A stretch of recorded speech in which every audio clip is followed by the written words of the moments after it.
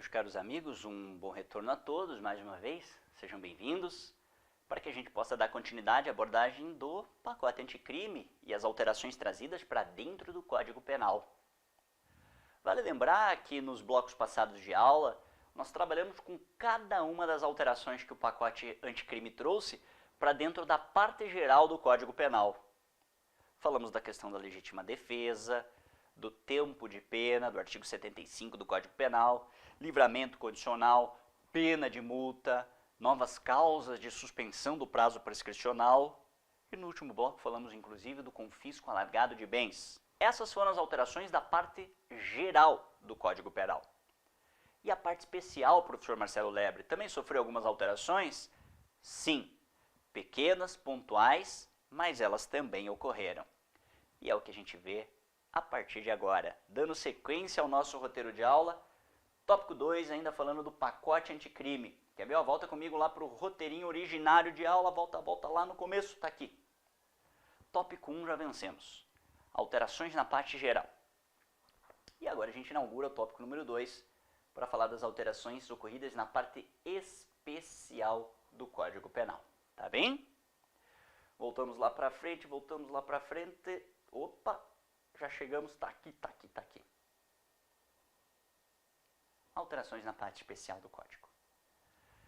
Para começo de conversa, eu quero traçar alguns pontos onde havia uma perspectiva no projeto de lei para alteração da parte especial, mas que acabaram sendo vetados pelo presidente. E aí, trabalho com as alterações ocorridas efetivamente no crime de roubo, de estelionato e de concussão. Vamos por partes? Começando ali pelo tópico 1.1, pontos não aprovados, eu chamei assim. Ou seja, onde ocorreu o veto. Em primeiro lugar, no crime de homicídio. Olha que legal. O projeto de lei anticrime, ele propôs uma nova qualificadora para o crime de homicídio, no parágrafo 2º, inciso 8º. Se o homicídio fosse praticado com emprego de arma de fogo de uso restrito. Era o que queria o projeto de lei. Só que esse inciso acabou sendo vetado pelo presidente. A exposição de motivos, né, até explica a exposição de motivos do veto. Ele diz, em resumida síntese, né, que a propositura legislativa, ao prever essa modalidade qualificada, sem qualquer tipo de ressalva, viola o princípio da proporcionalidade entre o tipo penal e a pena cominada, além de gerar uma certa insegurança jurídica. Me parece que tem razão. Então, por este motivo, esta cláusula acabou sendo vetada. Então, por enquanto o homicídio mantém-se na mesma estrutura, sem nenhuma alteração do pacote anticrime. Uma segunda cláusula que também foi vetada diz respeito aos crimes contra a honra, mais precisamente no artigo 141. O parágrafo 2º propunha uma nova hipótese, uma nova majorante para os crimes contra a honra. Se o crime fosse cometido ou divulgado em qualquer modalidade de rede social, na rede de computadores, aplicaria-se daí o triplo da pena.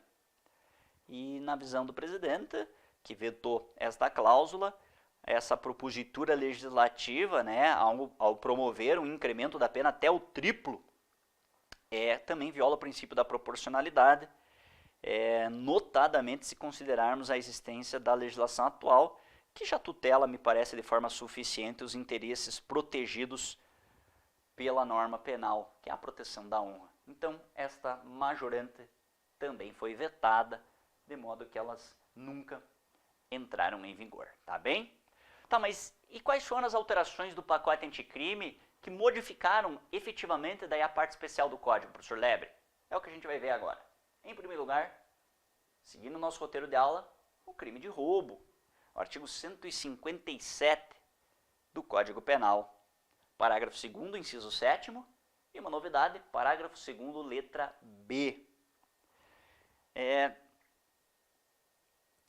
Resumidamente, dá para verificar que a Lei 13.964, o pacote anticrime, ele acabou prevendo mais uma majorante, que incide no caso do emprego de arma branca. Como assim arma branca, professor? Ou seja, qualquer arma que não seja arma de fogo.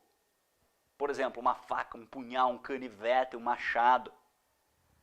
Além disso, ampliou a quantidade, né, a majoração da pena para os casos de roubo praticado com emprego de arma de fogo de uso restrito ou proibido. Neste tocante merece algumas explicações, apenas para você lembrar. Veja que o emprego de armas, lato sensu, seja arma de fogo, seja arma branca, já era uma majorante do crime de roubo desde a redação originária do Código Penal. Na redação originária lá da década de 40, artigo 157, parágrafo 2º, inciso 1. Só que em 2018, marque essa data, em 2018, nós tivemos uma alteração nesse tópico. O inciso 1 foi revogado pela Lei 13.654, lá de 2018, a qual também incluiu uma nova cláusula, que foi o artigo 157, parágrafo 2º, letra A. Esta letra A trazia que o crime de roubo com o emprego de arma de fogo, você veja que daí ele limitou só para arma de fogo. Em 2018, o roubo só seria majorado pelo emprego de arma de fogo. Só que daí seria punível com uma majoração de 2/3, ou seja, numa fração bem maior do que era prevista originariamente. Agora, veja que essa alteração acabou excluindo a majoração da pena do crime de roubo quando ele era praticado com emprego de armas brancas. E aí o que fez o pacote anticrime? Veio para suprir essa lacuna trazida por essa lei de 2018, ou seja, ela voltou a trazer para dentro do Código Penal, para dentro das hipóteses de majoração do crime de roubo, o emprego de arma branca. Então, em 2018, o emprego de arma branca tinha deixado de ser uma hipótese majorante do crime de roubo, e agora com o pacote anticrime voltou a ser, tá bem? E aí o pacote anticrime foi um pouquinho além e trouxe essa majoração diferenciada, não apenas de 2/3, mas 2 vezes maior, né? Se é um emprego de arma de fogo de uso restrito ou de uso proibido, partindo do pressuposto de que o desvalor de conduta e de resultado seria maior. Então essa é a modificação que o pacote anticrime trouxe para dentro do Código Penal no capítulo que fala do crime de roubo. Um outro crime que também sofreu alteração, não na configuração deste crime, mas na modalidade de ação penal, foi o crime de estelionato. Também a alteração do pacote anticrime. Olha o que diz o novo parágrafo 5º. Somente se procede mediante representação. Opa, mudou a ação penal. Essa é a ideia. Essa é a ideia do pacote anticrime. A regra, então, do crime de estelionato hoje é de que a ação penal ela é pública, condicionada à representação do ofendido. Lembrando que o ofendido, então, vai ter um prazo de 6 meses, a contar da data em que se conhece a autoria dos fatos, para oferecer essa representação. Se ele não oferecer essa representação para as autoridades dentro do prazo de 6 meses, decairá o seu direito de representação. E aí não pode ser iniciada a ação penal. O Ministério Público não vai poder oferecer a denúncia. Agora veja que o próprio parágrafo 5º trouxe algumas ressalvas. Ele disse, ó, em regra, a ação é pública condicionada à representação, salvo em algumas hipóteses.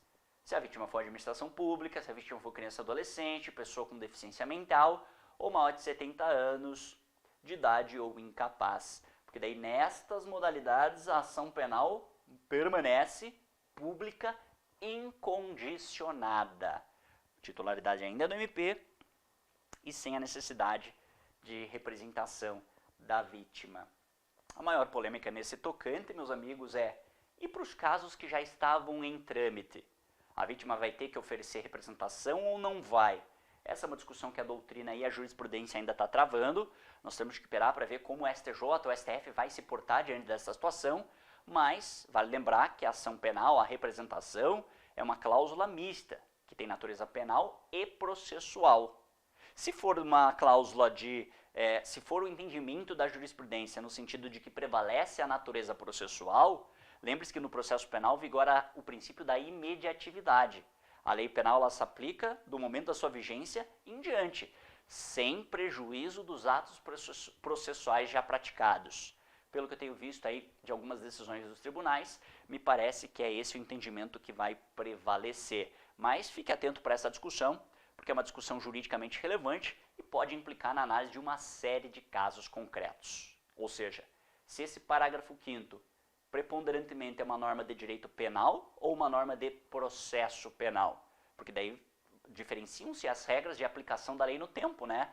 A aplicação da lei penal no tempo segue uma lógica e a aplicação da lei processual penal no tempo segue outra. Fica atento para isso.